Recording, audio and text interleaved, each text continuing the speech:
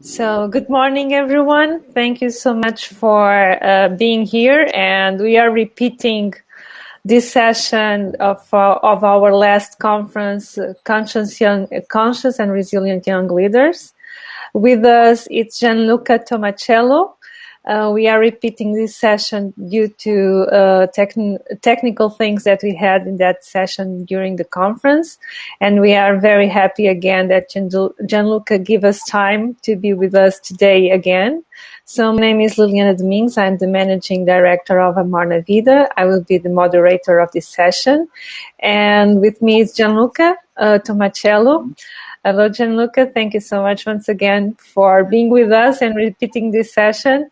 Gianluca is going to talk with us about building and co-creating regenerative communities, which is a very dear topic to me personally. So Gianluca right now is in Spain, and but he's from Italy, and he has a multicultural academic background in science, communication, management, and international relations gained across Europe. He is very passionate about digital transformation, and he dedicates itself to the cultivation of grassroots projects where youth has a central role in co-creating new products or services that strive for conscious community activities with the aim to generate the ecosystem where they operate through social, environmental, and economical benefits. So thank you so much, Gianluca. Once again, I really would like to start by you explaining to us, first and foremost, what is for you a regenerative community and what this is all about. And thank you once again. First of all, Liliana, thanks a lot for rescheduling this and allow our participants to have the occasion to access this conference or this part of the conference. And sorry for the technical problems of last day, but now everything is working fine. Honestly, my process has been like a little bumpy before arriving here, obviously because of the pandemic also. But thanks to different factors, I've been able to find myself in rural Spain, thanks to my girlfriend. She's from a really tiny village of 150 people in the heart of Castellón province near Valencia, where we started besides smart working, gave us the possibility of actually living in the countryside while being still connected to city offices. We started identifying different problems that characterize the rural side of most of the countries in Europe, which is depopulation. Depopulation is on a big spectrum of things, and it touches on many social and environmental problems. So that when it comes to actually regenerating this kind of ecosystems, you really need to start from the basic, which are people. Because the nature itself will always be fine by its own. But in order to create a regenerative ecosystem, what you need to do in also following the principles of permaculture is to pretty much create an ecosystem where nature needs and human needs meet each other. It needs to be a compromise. It's like a relationship, and this relationship needs to be cultivated. And mostly is the humans are the one that should learn from nature, because it has been there from a lot more years, many geological eras. He's a great teacher, which teaches you that niche environment, closed environment that are self-sustainable are connected between each other, and at the day, they form the kind of resilience that is needed at the overall systemic level.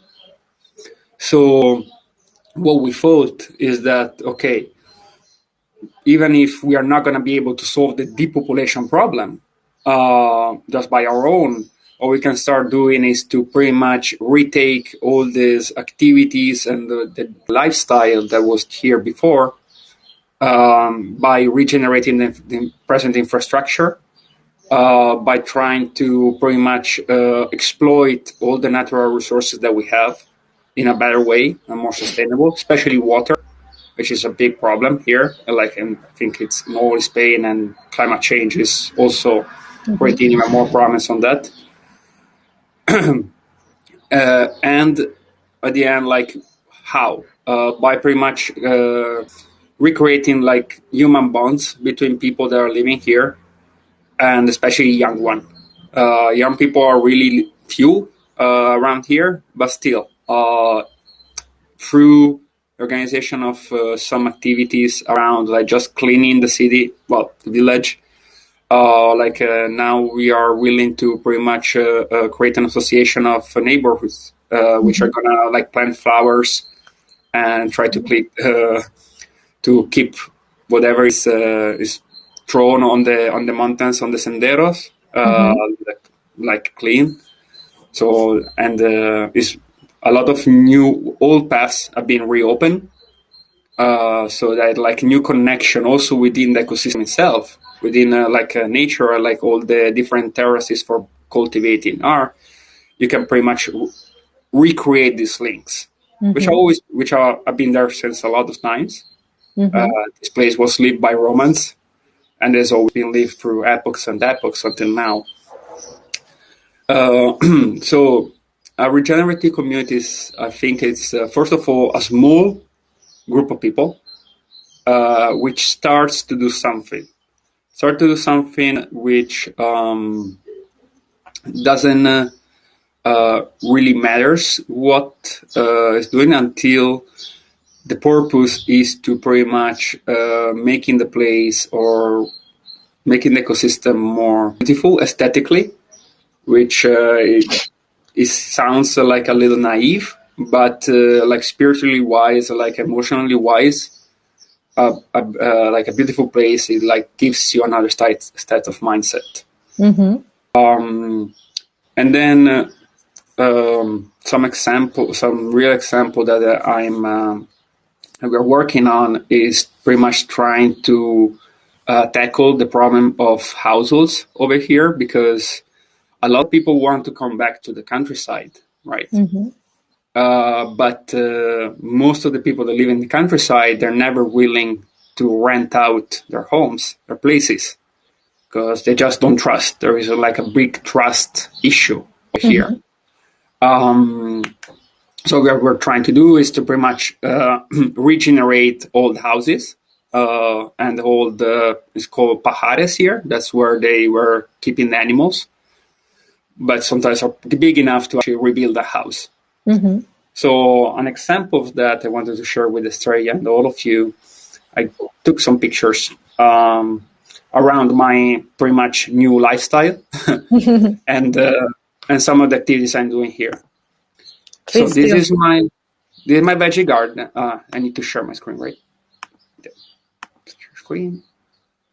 This one. There we go. So this is my vegetable garden. Very nice.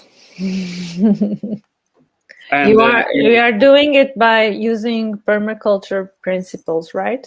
Yeah, we are. I don't know if it can be seen. Let me see. This is my beautiful doggy. Very nice. Which also keeps a lot of company. Around here, where there is the cursor, you can see that I put A on it. And A is, first of all, it's a material that is not contaminating. And it helps to like roots or like weeds to not grow and keep the moisture of the soil at the right level, because that's important. Like soil shall never be exposed, because that's and it needs to be moistured because unless like the organic life in it just gets dry, and you don't want that. And you also don't want weed splash to pretty much grow your veggies, to eat your veggies. We've been already like those are all onions and garlic, which are pretty much the first thing you plant. And then here you have perennial plants. Perennial plants are like at the base of permaculture. Perennial plants are something like are plants that which root is never taken out. You pretty much take just the leaves out, and you let it like regrowth every time, and that makes the plant stronger, and it pretty much takes away the space for wheat plants to grow. So like it's one of the best veggies you can have. Then these some I know it might not mean something, but this, for example, is detergent for washing machine. And we've been seeing like pretty much how can we do the fact that most of the dirty, like the black water here, is just like put back in the river and in the that is near to us. We're trying to pretty much use sustainable products that are not contaminating. So there is just some water with bicarbonate, I think it's in English, and Marseille soap. If you mix that up, you let it dry, it has the same function of any washing machine detersive. Actually, it's much better because it's not just water. We call it water. So and on internet, that's like you can find everything. Yeah. Like if you're really willing to pretty much kind of start going off grid, internet will help you, and especially YouTube videos will help you a lot. Takes a little bit to find a good one that explain you all the processes without spending too much time on it, but it's definitely useful. And then there is like an example of an old house that we are refurbishing with whatever we have. Honestly, we are pretty much using mostly stone. And we are using a mixture of a little bit of cement, gotta be honest, because unless stones won't keep together. But we try to use it as least as possible, and always putting protection under the walls when we're using it. And then we are using a mixture of dirt, mud, and sand in order to kind of fill in all those little holes that are here. And this project has been led by a Polish guy. His name is Tomek. And he's a good worker. Honestly, I already did a beautiful house in this eco aldea, which has been regenerated completely. And now we're trying to create more households. And this is the first one. This is the beautiful, nice spot that we have in order to pretty much take the break. So it's kind of that's why I would like to show is all I need a different kind of lifestyle. This it's the path that will bring down. And here, if you can see, here there is something that we want to regenerate. This is like a channeling for water, and there is a whole system of it around the different terraces, and that can be retaken. You need some machines and a lot of digging, but it's definitely like a system that would allow us to create more houses and still provide them with water, which is fundamental. Water is life, so you always need to pretty much find a way to have it close or actually make it reachable. So there's people thinking, we are trying to figure out how to put the roof. We've been putting the door and pretty much rebuilding the wall in some parts where it's needed, and creating the space for windows. which will be really beautiful. Oops. Yeah, and this is a new place I wanted to show you because I think it's we're thinking about regenerating this space. See, yeah, these are old house which there are people living, but this place is like it's a little bit share properties. But it would be a pity if it's lost. So that's another project in the close time. very nice. That's near one. That one that you showed to us. That's Yeah, near. it's like half an hour, like 1 hour walk maximum. Yeah, I think it's important from your words, I would like to wrap that up, what you were saying about regenerative communities, because you pointed out the very important thing is really this understanding as nature as teacher, and that we create a mutualistic and not a competitive relationship with nature, but being totally in tune and build like this flow of interaction, of really understanding what nature is all about and really live up to it.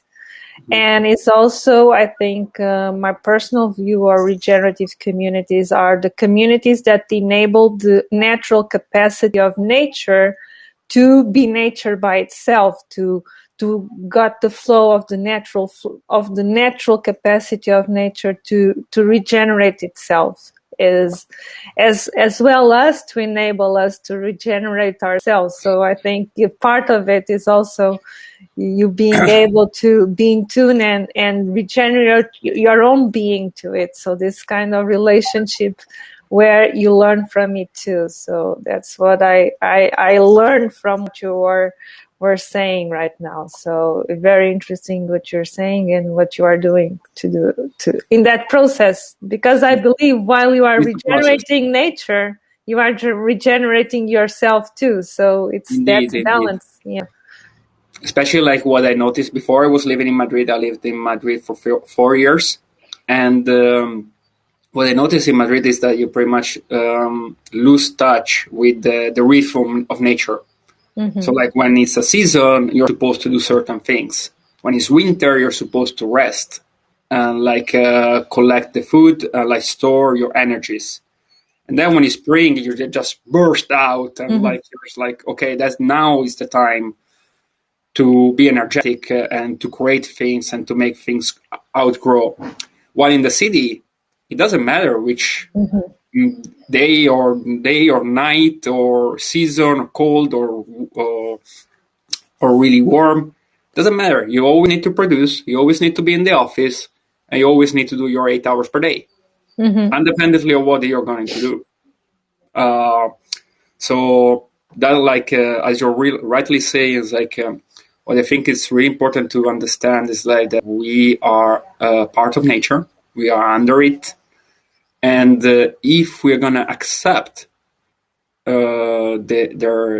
the fact that we need to respect nature timings, that is going to have a positive effect on ourselves, on our inner self, because simply our body and mind is nature itself. So like it's just going to feel more comfortable, more, I would say, in the flow of being natural, of being like just, well, that's what you're supposed to do. That's how you're supposed to behave.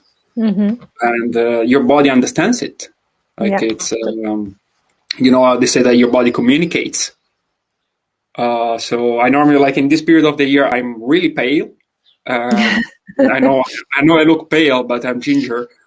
But now I'm all dark. My mother was impressed.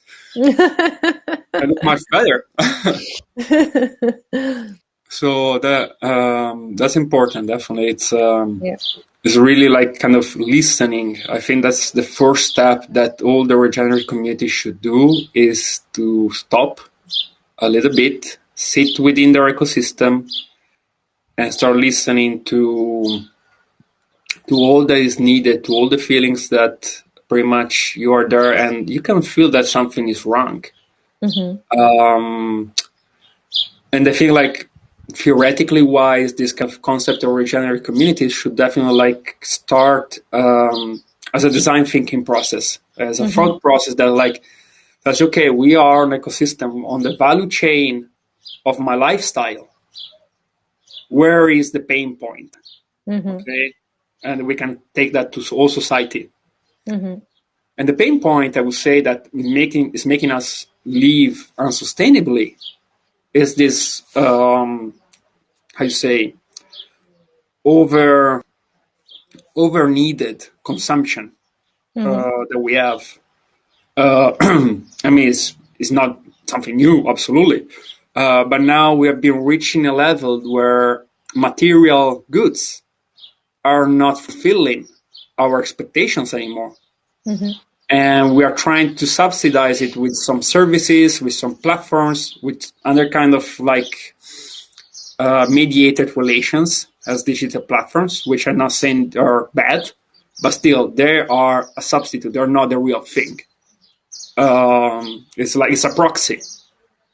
So we definitely are in a historic moment where humanity itself is feeling that there is something missing. There are some hedonic expectations which are not fulfilled just by consumption. So it's like the whole ecosystem that we are living in is not apt to pretty much fulfill that desire that is within ourselves now. And that's also really influenced by urbanization, which is connected to consumption, because obviously you want most of your target consumer, to be in the same place. So the price of delivery is lower, you know. And now 70% of the population on Earth lives on cities. By 2050, supposedly 90% will. And that simply, by design, is not sustainable. So it's like, okay, there we have, I think I try to be really pragmatic when it comes to this kind of problems. It's like, okay, there we have two potential solutions. One is to transform cities by modifying the 4 sectors which are the most wasteful one in the cities, which are food. First of all, food. Permaculture should be implemented in all the cities, and most people should try to obviously not cultivate everything they eat, but a big part of it. That's important. Then the energy system. All the houses should be lighted up by LED, and they should have their own solar panels. That's the transport ecosystem. I was living in Madrid. The public transportation is great, but still, the outside highways at 6:30 you cannot move, and also in the morning, and people are always with one car, one person. So it's like, okay, even if it's besides the services the ecosystem provides us, we need to start thinking in a different way. Start consuming in a different way. That's a thing, and that requires us to live in a different way, honestly. Yeah. The last sector I mentioned, which are 4, is the built environment. The houses where we are living in, they're not insulated. They waste a lot of energy. And the people, the different families that live within it, they're not connected. Most of the time are fighting, honestly. For really stupid things, honestly. And how do you modify those sectors in the city in order to make it sustainable? That's, I think, one of the main, one of the 2 solutions. The other one is to reverse urbanization, going back to the rural, to the countryside, rehabilitate all the villages, and implement decentralized style of government, which needs to be local actions done fought by local people and backed up by supposedly higher institutions. Shouldn't be the other way around. That's the way it's now. Sorry, you wanted to make a No, question? I was saying that yes, it's totally what you are saying right now. So I guess with all that, how you think young people can contribute to that right now? So you are a young person, and you could be an example at pretty much to many younger people that are listening to us that live in the cities. And it's what you are saying. It's not just a question to go back to the rural. It's an option that they could have or not, or just stay. But how, regardless the choice, living in a rural place or in a city, how can young people, what's their role to co-create these regenerative communities? What do you think they can do, or Well, how can contribute? well, young people have now, especially the power to change everything or nothing. That's the fact. Like, and honestly, I've been having this question was done to me like by a younger, and I told her, okay, would you be willing to kill your chicken, to eat? She said, I don't know, but that's something that young people should like start planting in their mind.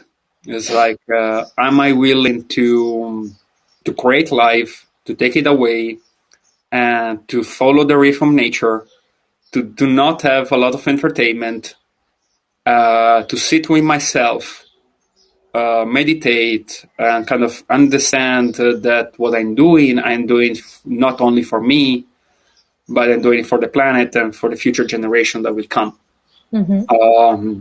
That's I think it's really important. I think something that young people are understanding. What they can do specifically, well, I mean, especially here in Spain, countryside is quite around the corner, I would say, from big cities. Like here in Spain, you have 4 big cities. That's it. And then, I mean, this village where I am, 150 people, is really, really small. But then there are like other villages where there are like between 1,000 and 3,000 people. And they always, there are different associations that are in charge of what is called here local development, which you can get in touch with. See and ask, depending on what you think is mostly needed or is most interesting to you, ask them whether there is like some funding or some program that has been built or that is available from the government or from the municipalities, and propose your project. You can propose it by your own, or you can try to create a team and kind of propose your project. And if it's one, then you might have the budget in order to move to a certain place for a while. And especially like here in the rural Spain, if you're coming with a project with something planned in mind, most of the time the CDO will be able to find you, a systemation for living, a living solution. That's what I wanted to say. So that's one way. The other way they can do also within their city, like if they say, okay, I'm not able to go to the countryside, that's perfect. If you have a little balcony, just buy 4 pallets and put them like 2 like this, 1 like this, and the other on top. And you can create a small veggie garden. I mean, it's just the matter of like having to do with soil, seeing things growing and then eating them. I tell you, it's all another experience. Even if it's just a little thing, if maybe it's just for 2 days. But I tell you, like a salad grown by you can change your day. And then like they can see whether they like communities garden in their cities. See whether their neighbors would like to do something nice. Some like now with COVID, it's more difficult, obviously, but some community activity like a big lunch together, or maybe discussing with the manager of the building whether solar panels can be installed in order to provide energy. And then people that are living like young people that are in the office themselves, they can start like proposing better activities in the office, like kind of some mindful space once a week at least for the office, where everybody takes 1 hour off or kind of opens up a little bit and pretty much tries to communicate their problems, their anxieties to other people, and people try to help them out without judging, supposedly. They can try to organize a common lunch for the whole office, buying things locally or from the municipal market. Like Madrid, for example, has a huge municipal market that pretty much just the fruit vendors know. Really little people, like citizens, go there because it opens really early in the morning, and you need to buy a lot in order to get a really good price. So people do not organize themselves in order to access that kind of quality at that kind of price, you know. So there are a lot of things people can do, and digitally wise, you can access, like you say, okay, I don't want to use this kind of chemical products anymore, especially like for beauty as well.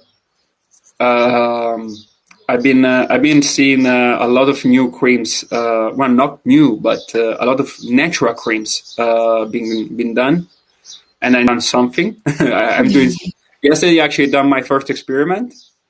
It's with olive oil and pine. How you call it? Pine chlorophylla. It's really antibacterial. Like I'm gonna put it on my doggies because it's crashing up. But that's for like nature has all the healing herbs and properties that we need in order to get better and to treat ourselves. Maybe it's not gonna be able to to treat really infectious diseases or like medical or some organ fallacy. But still, they're able to like at least give us all the hydration for our skin, for example, which is really important. Like it's the biggest organ that we have. So like just some plants like rosemary is really relieving. That there is the hyperic plant, which you can make oil out of it. It's good for any contusion. There is a manzanilla, which is like has a de-inflamming effect. So that's also something that we want to do in the village, is kind of opening this center for plant research locally wise, and try to see like whether this could be a reason for tourism, or also like young people going out in the mountain and like start learning to recognize the plant and to to understand how to treat them to pretty much gain benefit out of it. So yeah, I think always young people should always have in mind which are the real problems. And the real problem is honestly, if you switch on TV, mostly now about vaccine and about economic fallout and the Suez Canal being blocked really randomly. But those are not matters that should, and that are not even within our reach, you know? It's like they should not concern us too much. Well, we should have them in mind, but they're not something that we can act upon, you know? So having really in mind what do you want to solve? What do you want to work on? What is your purpose? What is your purpose? It's like, what do you think, like at the ecosystem level, where can I act in order to make a difference? Like, because speaking about it is really nice, obviously, It's like staying at the UN or the European Council. It's like, okay, we agree that there is climate change, and we're just going to do some policy about it. Okay, and then and it's really top down as a process. It's like, as I was mentioning before, like for example, rural development funds, okay, which should be managed locally, right? Here in Spain are managed 50% by the national government, 40% by the region, and 10% by the local authorities. So it's like, okay, the whole design of how we are trying to pretty much regenerate our ecosystem is, I don't want to say it's wrong, but it's not effective. It's not efficient. It's not really looking at the real problems that we have or that people here can have. Because I was speaking with the main entity looking at the rural development and fighting depopulation here in Spain last day. And I was telling, okay, we both know that the main problem here is in order to have more people and making like bigger economic initiatives is the lack of people or like the lack of households. Okay, but there is no whatsoever fund in order to pretty much take possession of abandoned terraces. And there is no whatsoever fund in it for refurbishing any like stone house. And there's like a lack of understanding of what the local problems or what the everyday barriers are. Because until you're staying in an office, you won't be able to live it. You won't be able to understand that. So there is a big lack of funds or help in order to reestablish water infrastructure and water cycles in a country that is menaced by desertification. It's like, how couldn't you think out of it? Exactly. And now, like most of the helps that there are for social services, which are for the few young old people that there are, which can always they can take care of themselves quite well, honestly. And a few other ones which look mostly at administrative tasks within the city. It's like, okay, you can do all the administrative tasks, but if you're not doing anything new, whether you are ministry. So definitely there is and also the quality of governments. So this movement, this regenerative movement, has been done bottom up and top down. Problem is that it's been done in different directions. They're not focused. A lot of bottom up initiatives, like the one I show you, are spontaneous. And sometimes you might not even have the permission to do so. But still, you're doing it, and those are the things that are solving problems. Or that are, I don't want to say solving problems because it's really business, it's business language. But it's kind of creating a new alternative, a new pathway that you can actually take in consideration. It's promoting evolution, as I say it sometimes. And from a top-down perspective, they need to be here.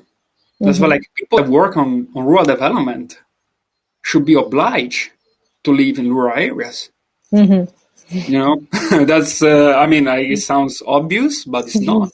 It's not. The majority are in the cities. So. The majority are in the city in really big and nice offices, and they never cultivated a tomato. Exactly. So I was like, okay, how do you know what is rural? Not even talking about its development. Yeah. And then you need to really work on communities here, because a big problem is that people are living here they see everything that comes from outside as not worth it, or like it's they don't trust it, or they just think that's just not going to work because they've been doing the same thing since 50 years. Things have been going really bad, but for them it's like they're still here, so they're not going to change it. Which is like a really long process and difficult one, because the only way to show these communities that there are alternatives way of doing things is doing them. Once they see that like the thing that you've been done, it looks really nice, and it's giving them alternatives. It's giving them like new pathways and new ways of experiencing their ecosystem. That's where they start to understand that they might do things a little different. But that's like you need to be here. You need to be here. You need to always have a smile on, because most of the time they might judge you, but that shouldn't matter you. As we said until now, we know that nature is pretty much asking us to do this. It's pushing us towards kind of, okay, guys, you saw that if you're behaving badly, something really bad is going to happen, like an epidemic. Because that's the way I've been seeing the epidemic showing, like this kind of immune reaction of Mother Earth, saying, guys, you have been my virus, and you have been behaving really bad. So this is my immune reaction. And I really hope this is going to be on occasion for people not willing to just go back to way things were before. Yeah. So, that's precisely my question now. So once you are now talking about the pandemic, so in which way you think this pandemic can brought better ways to think and act in a regenerative ecosystem, or to regenerate the ecosystem? What do you think about it? Funnily enough, this pandemic, or this new kind of public health situation that we have, requires for social distancing. Like it requires people to not be so close to each other. Still, thanks to the digital channel, we have this possibility of being connected wherever we are. So definitely, I think this pandemic should definitely teach people that living shoulders to shoulder in a city that looks like a farm, honestly, looks like a big farm when you go in the metro, is not that sustainable. Simple as that. It's like either like going back to what I was saying before, like either a pandemic trying to localize supply chain, for example, especially when it comes to the food system. Try to exploit the resources that you have in a better way. Water, for example, trying to collect as much as possible when it rains, and trying to create a closed cycle of reuse water within a building, for example, so that it's also more hygienic, instead of having the water flowing from 50 kilometers away, which it's better if I don't show you some of the pictures of the tubes where your water comes from. You might have like a local system that pretty much cleans the water for you. And I tell you, like drinking another kind of water is different. So those are I think that the public health dimension, like the public health spectrum, okay, has the occasion to be widened thanks to the understanding of this pandemic, of what the pandemic is. And understand that there are different social determinants of public health which need to be tackled if we want to maintain a certain wealth of society.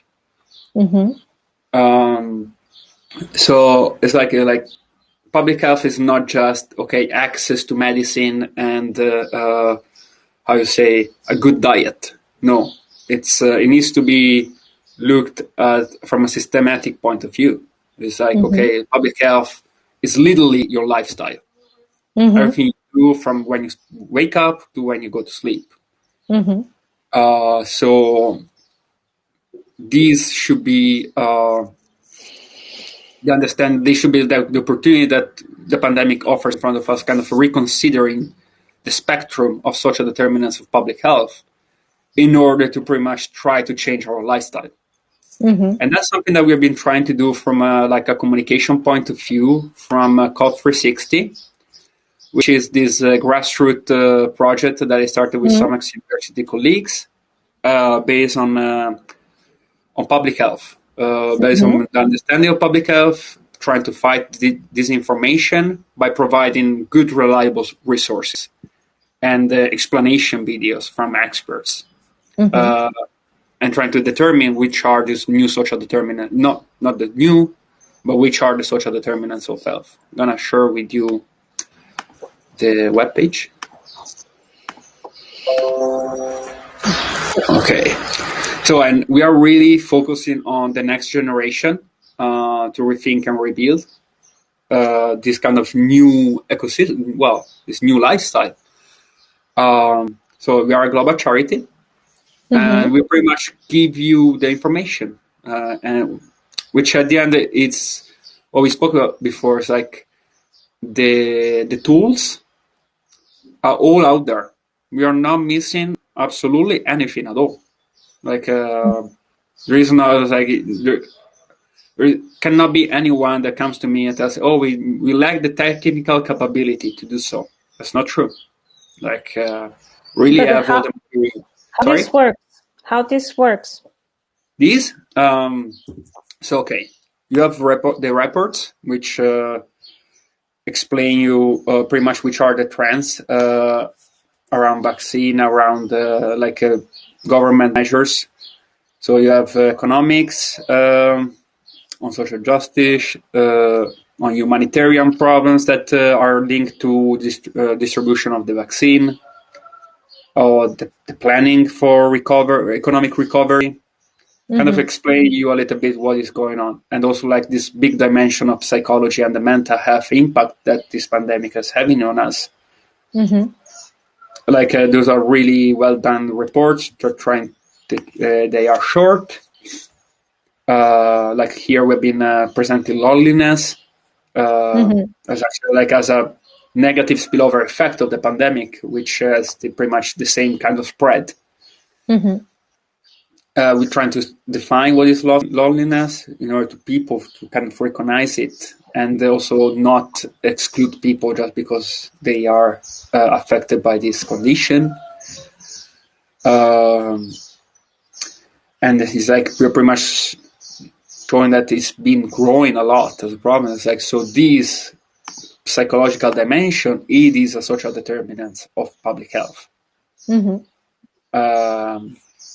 And what we are trying to do with young people now, we started, me and the CEO of COP 360, we started this process, the design thinking process, where we took 8 young people from all Europe. And we defined 2 areas of action. One is mental health, the other one is public health education. And through this design thinking process, we are trying to make them self-define the project or the action they want to take. Here is still not published, so it's actually Voice of the Future. This is a report that we have been doing on Gen Z mostly, on mental health, education, workplace information. So what we've been trying to do, like developing from this report, is to define a specific action that young people can take, either in form of a service or a product, or just as like a communication campaign. We are trying to make them define what they want to do by creating a bondage between themselves and making them think in a different way. And I think these design thinking techniques are really useful, because they'll allow you to unstructure your thinking and visualize, so that you can like pretty much work around it. And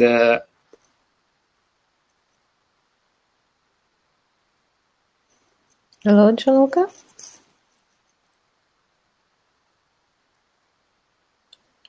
Oops. Gianluca?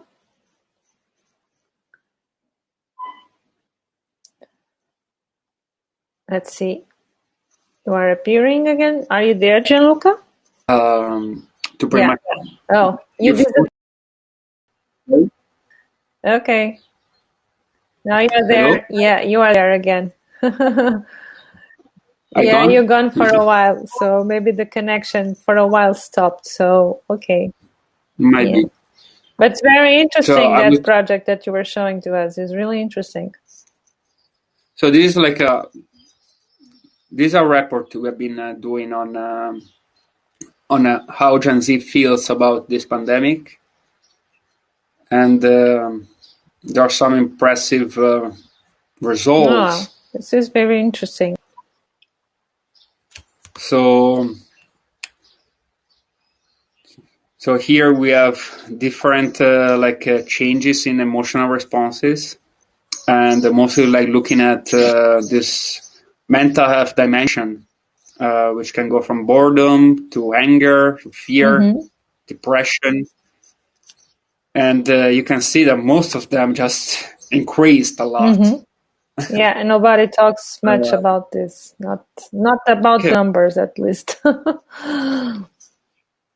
No. And here we are like pretty much showing and highlighting a lack of support, because exactly like people within this condition, like they should need some support. They should they should have access in an easy way to whatever could help them out. Yeah. Yeah. And also like an indication of employment, like the the way businesses are looking at this and like adapting to it is, besides big companies, is really slow, and it's really crampy and creaky. It's not working well. Yeah. It's like I've been hearing a lot of people kind of, okay, I have smart working, but I need to be in the city. Yeah. Okay, so what's the point of smart working Yeah. then? Or of remote working, actually? Yeah. Or maybe some people need to go to the office like twice a week, because and without even the possibility of meeting the whole team, because if the whole team gets sick, then you have one team out. So it's like it's really also like there are, most of the companies do not have a public health official within the organization. within their. So that becomes a limitation, and people obviously like the, how you call it, the productivity of people in this kind of situation just gets lower. Yeah. For example, the right to public health officer, like we saw that a lot of people should think that there should be a public health officer within their office. And here, that's where we identify the first one, the voice not being heard of the different mental dimension that we saw. We're trying to make this new group of young people tackle them, and creating public discourse around them. Why for public health education, which is lacking,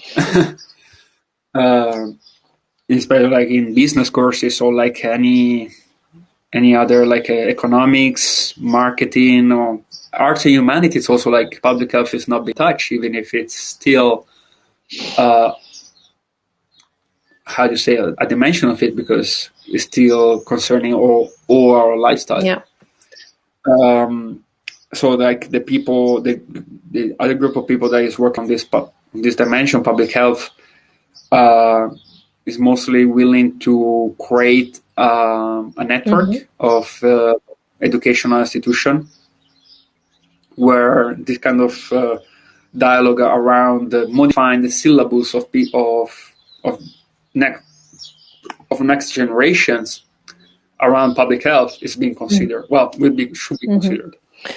Yeah, so definitely I think it's very important and goes ahead with the conversation that we are having in the beginning is more and more it's not just a question about regenerating the ecosystems and nature. Indeed, it's about regenerating ourselves more and more it's needed because this triggered so many things inside of us, especially now this pandemic that put out there all our fears, our issues more deep and our survival even that really that's I think it's an opportunity more and more for us to go deep in ourselves and regenerate and learn from nature how nature regenerates in the face of whenever nature faces a big disturbance or a big disruption, how it has their own capacity to regenerate themselves. And I think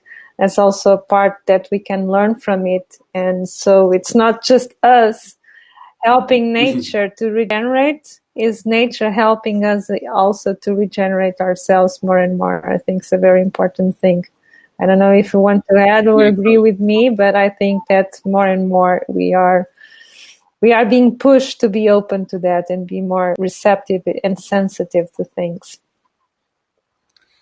I don't know whether we are being pushed for it, luckily, but still, definitely, like nature right now. Also, like I don't know whether you noticed this last year it rained a lot, much more than usual. And for example, here it was the first year that it snowed after 20 years. Snow is not bad for cultivating because under the snow the temperature keeps certain amount. So under the snow there is bread, as we say in Italy. Under the rain there is hunger. But still, like all the rain, the ecosystem itself, you could see that the water cycle was reestablishing, was like getting stronger again, just because people were stopped a little bit, and we cannot pretend nature to keep the pace of productivity that the human society has implemented so far. That's just like we've been seeing. Like even if we had the pandemic, the natural resources of the world have been like fired out by what was June maybe last year. So it's like we besides. And nature is like even within a few months of having us locked out in our houses, it was starting to regenerate itself. So, and a lot of people learn from it. What I think is important is that we should definitely let nature teach us and show us the way, and stop pretending that we know everything. Stop pretending that we need to have a lot in order to be good, to stay wealthy, and also accept the fact that sometimes you need to destroy things before they get regenerated. So it's like a fire on the mountain. A lot of people say, "Oh God, a fire on the mountain, that's so bad." Mountains need fires in order to regenerate themselves. So it's like we really need to stop thinking too much. Stop being not connected. Connected is good, but like expose ourselves to so much information, which is not even information. Honestly, it's not something that brings you value or is helping you grow. Very important. Yeah. It's like I go to Instagram or Facebook or whatever. That's it. There's no whatsoever information that is making my personal growth better. Totally. It's pure entertainment. And sometimes it also leads to some really ugly discussions which are not useful in society. So it's like really sit down, take your time to listen, and And if you are, I would say, with a open heart and mind, you could definitely hear what your inner self and nature, which are deeply connected, is telling you to do. Yeah. And there are always a lot of barriers because it's a meaning of changing your lifestyle. But luckily, we are in a historic moment where you are pretty much safe to do whatever you want. And there are a lot of factors which are there ready to help you out. Yeah. To give you a hand or like to clear you something out, or that's why you need to knock on people's door. You need to go and ask and be ready to receive no as an answer. Nothing happens. They would just it's a no. Okay. But that like exactly try to be resilient as like is the most important thing. It's like, okay, there is change happening. So what can I do in order to still be wealthy and not go crazy? Or it's better, simple as that. I mean, there's simple things which requires complex approach and solutions. Yeah, I think you're totally right. Gianluca, almost finishing our section. Can you please let us know a little bit more about the projects that you are in, how people can know more about the work that you are doing? Can you share with us the things that we are involved right now? Regardless all the things that you already show, but... No worries. I have just two other things that I wanted to show you. So one is I'm a team leader for the working group on youth employment of the European Student Think Tank. So European Student Think Tank is a think tank run by young students from the best universities in Europe. Any university, honestly, until you have the time and the willing to do so. Where we pretty much what we did this year was to every year there are like a set of publications with different working groups. You can see the working group on migration, gender equality, youth employment, security and defense, environment, health, policy, and human rights. So it's an opportunity for young people, students especially, like to get involved into academic writing or online or presence in events where they have the occasion to use the theory that they're studying and the tools that has been given to them in the university to actually use it for informing, first of all, making accessible information. Supposedly, like in a really open way, there is nothing that you need to create an account or pay in order to access this content. And still create this kind of link with institutions which are shaping our policy, trying to make the voice of young students and young people be heard in the European Commission or at the UN. So my working group is focused on youth employment, which has been a dimension quite hidden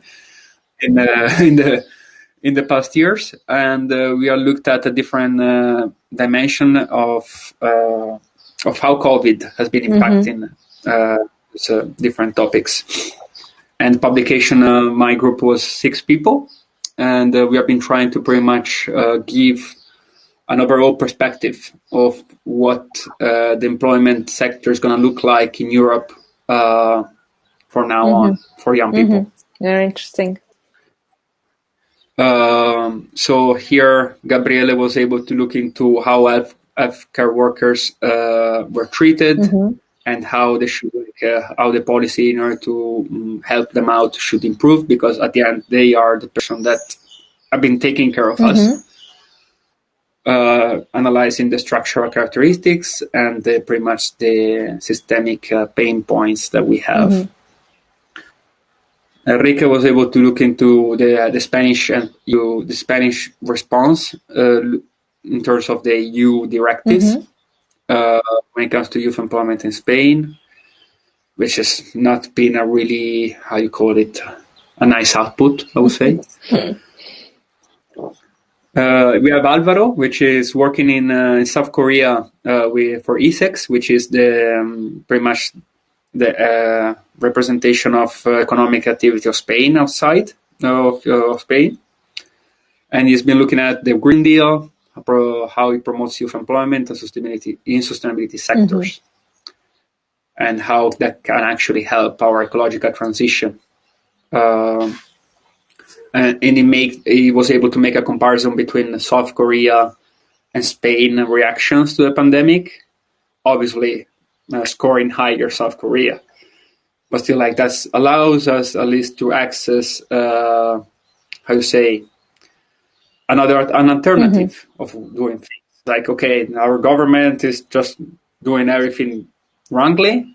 Why don't the citizens take up the word, take up the voices, and say, okay, these other people did it in the right way, or like they did it in a way that allowed to have more resilience at the end of the term. So, like, trying to create this dialogue, which is really lacking from top down to bottom up in society, especially now. And has been looking at the accessibility of state of information about mental health support. Quite disastrous. Yeah. That's a huge topic.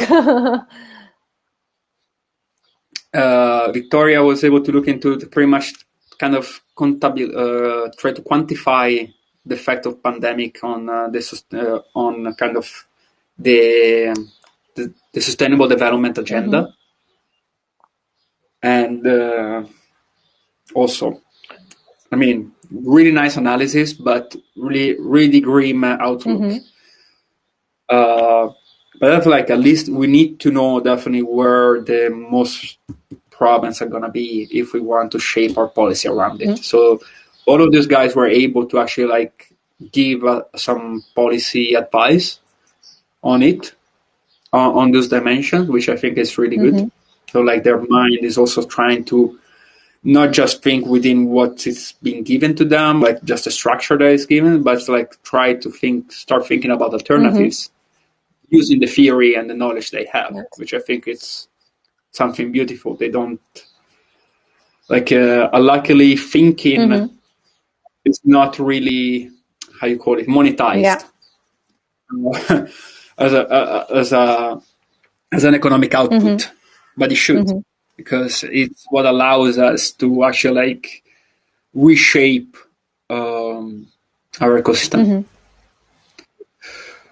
Here, Joanne was looking at, she did a big job on looking at different dimensions of universities and how they were affected by COVID in different countries, such as Spain, France, and Germany.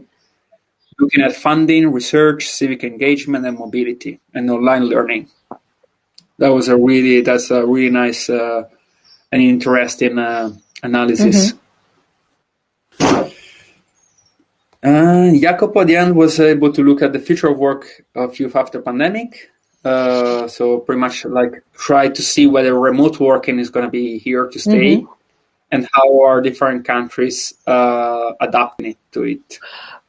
I hopefully I try to give some policy advice on implementing it in the right way. We have access to those studies, to that research that was, or that's still not. Oh, still not. But still not. Will be. It will be. They will be published in a little bit because we are missing.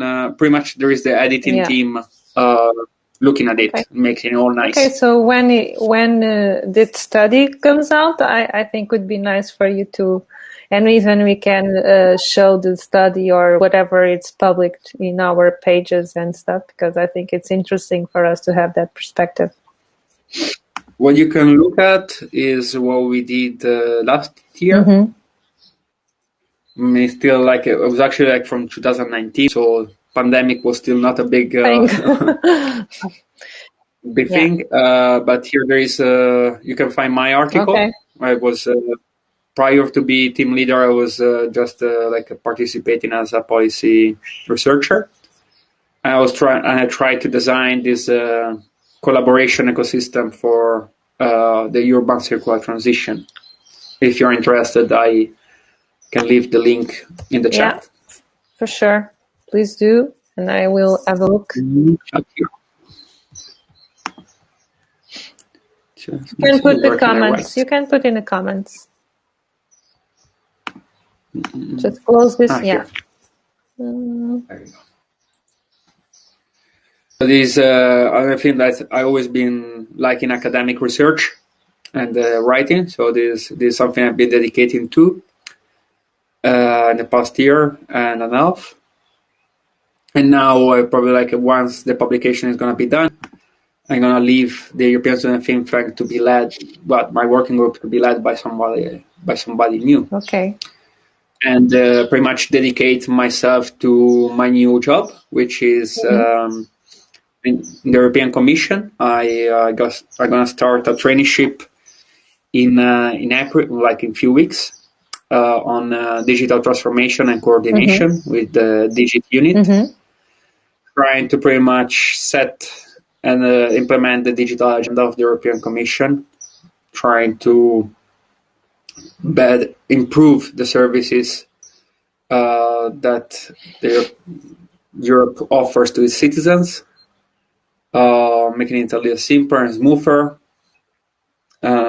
trying to pretty much provide exactly the tools and the knowledge that different actors of society need in order to implement this new sustainability and green agenda that Europe is trying to implement. Great. Fantastic. Congratulations for that. And can you see my screen? Yeah. This is the last project this is another big project I'm working on. Liliana is also part of it. Yes, very proud of it. Humanation. Yeah. And it's Humanation, so it's I would call it a network mostly of change makers, or at least people that want to change things, especially from a business point of view. Because as we said from the beginning, consumption is pretty much crazy consumption is mostly what is bringing us to urbanization, that is bringing us to creation of structural waste, which is pretty much the elements which are harming our environment. So if things need to change, business need to change. That's why that's, I think, the main purpose of Humanation. Correct me if I'm wrong, Liliana. But exactly, like we are trying to apply this regenerative concept to business design. To business design, basically. It's not just, from startups, startups to exactly. small, medium enterprises, and who knows, corporates. Into this purpose economy, regenerative economy, because exactly, we're trying to pretty much offer an alternative to what it can be labeled as greenwashing from big companies or like established companies, where what they're doing is just trying to green in their product and services, which that doesn't imply that the way the organization has been growing, the way the human connections are managed within the teams, the way funding is designed and implemented, and hierarchies within the organization are structured, didn't change. It's the same, and it's still burning people out, creating mental health problems, and an uncomfortable space of work. Yeah. So what we're trying to propose is pretty much this new ecosystem of as an incubator, I would say, where you're trying to pretty much take the hand of the people that are going to be the new entrepreneurs, hopefully young people, that hopefully they will shift their mindset instead of listening to their parents, telling them they need to find a job in a big company that will grant them security for life.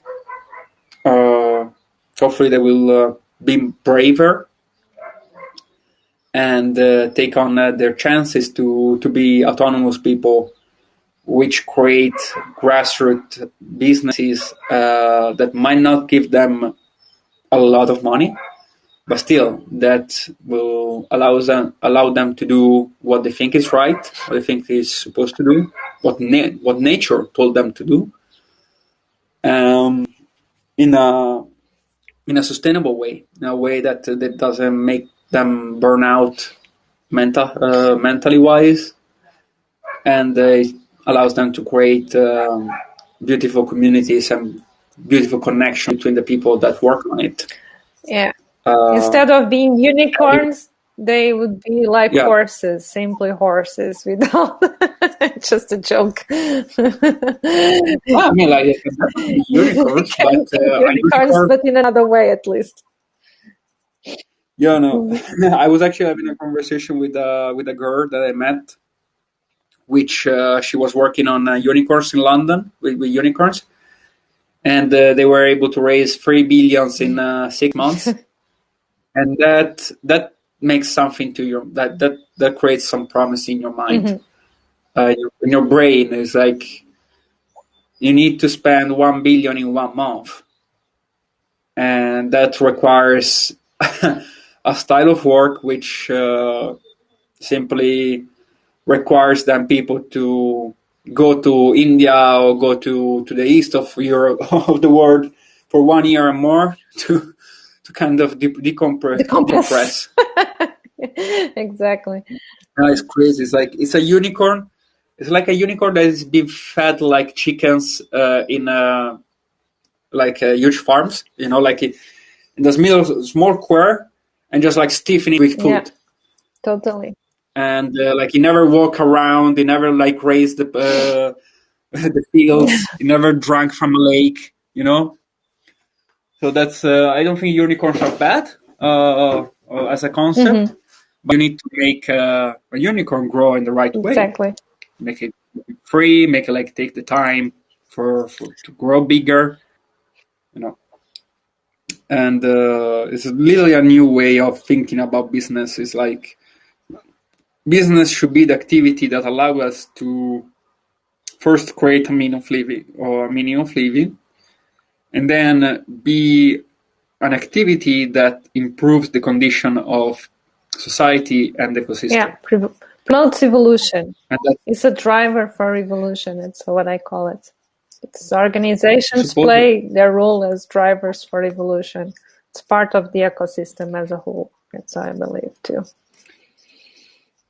Exactly, and I think this should be really be a new discourse, being like emerging from business itself, because there are some businesses that are starting to understand this concept, and they're really successful. So yeah. Like dialogue needs to be created around this. As honestly, I would say like it should be similar to the way the LGBT movement has been presented, has been pretty much put in the center of what is business and how business should be run, especially from a human resource perspective. Definitely. Yeah. Hopefully making it real compared to the LGBT discourse. But yeah, still like being really present, being really in people's mind, because if you're thinking different, then you're acting different. Yeah. And that's what we need. Yeah, totally agree. So what a better way for us to finish our presentation and our sessions. Thanks so much, Gianluca. I think you made your point and go much more further on it. I think you give a lot of value for the young people that can listen to us, and you'll be an example of a conscious and resilient young person that you are. And so once again, thank you so much for enabling us to have you here with us again, and for us to redo this section that was totally worth it and gives a lot of value. So Gianluca, thank you so much once again. We appreciate your work, what all you are doing, and we keep it updated also for what you are doing in digital transformation around Europe and other things. Okay, thank you so much. Absolutely. Thank you, Liliana, for inviting me, and to Amarnavida. Thanks for organizing all the conference, and I really hope this the patience that you had in listening to me for almost more than 1 hour. It was great. Will be also accessible to everyone that participated. Yeah. And you have my contacts in case anybody wants to get in contact or get help. I'd be more than happy. Yeah. Thank you so much, Gianluca, once again. See you then. No. Thank you to all. See you. Have a beautiful day and weekend. You too. Enjoy your day there in that great place that you have there. I will. Thank you so much. Bye-bye. Bye-bye. Ciao.